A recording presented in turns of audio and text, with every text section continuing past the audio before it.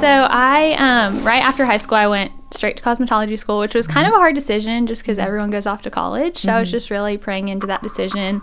I kind of felt super called to ministry, but also super called to pursue a career in cosmetology. And at first I was kind of like, these things seem so opposite. And then the Lord just really revealed how the career path he was calling me to was such a ministry. And that has been so true. It's such like you have one person in your chair for up to hours at a time. And so it's just so relational. And I've met some of my best friends that way. I've gotten to pray over girls, just really gotten to pour into people that way. So it's been cool to see how the Lord's like aligned what I felt like were two different things into one.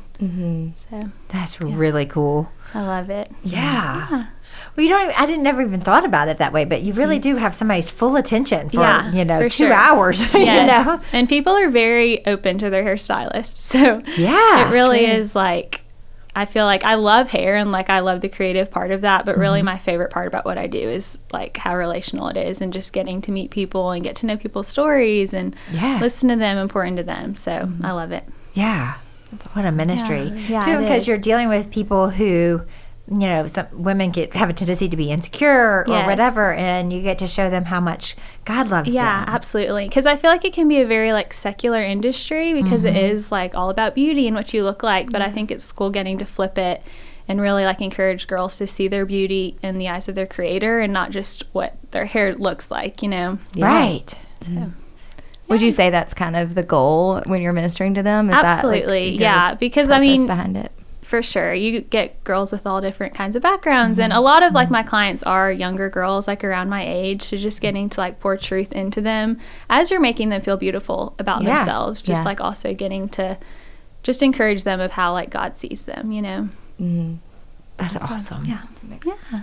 How do you, what's your, do you pray before they come, or what's your segue into, Christianity with them? Yeah, it's cool. I feel like the Lord really opens those doors. I definitely, pray over my clients, even, when I'm, with them foiling their head, just getting to, pray over them and they don't even know it. But I really feel like they ask a lot of questions, as you just get to know each other. And, so much of my life, it all revolves around Jesus. So I can't really tell anything about my story without involving him. And so I think it always just kind of opens the door. And sometimes they're just like, okay, cool, and don't say anything else. But a lot of times that leads to them asking questions and just kind of, being able to open that door in a larger way. So, yeah, it's really cool how the Lord works through those conversations. Yeah.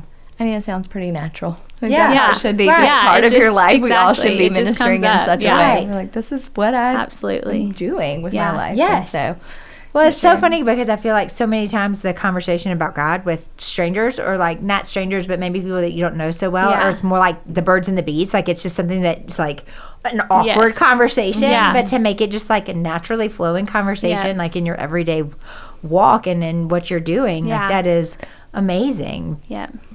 And you're young, so to be able to do that, and it takes security with your relationship with the Lord, and to be able to be so bold. And so I just feel like I can't tell anything about my story without involving Jesus in it, and so it just truly naturally comes up so easily. Yeah.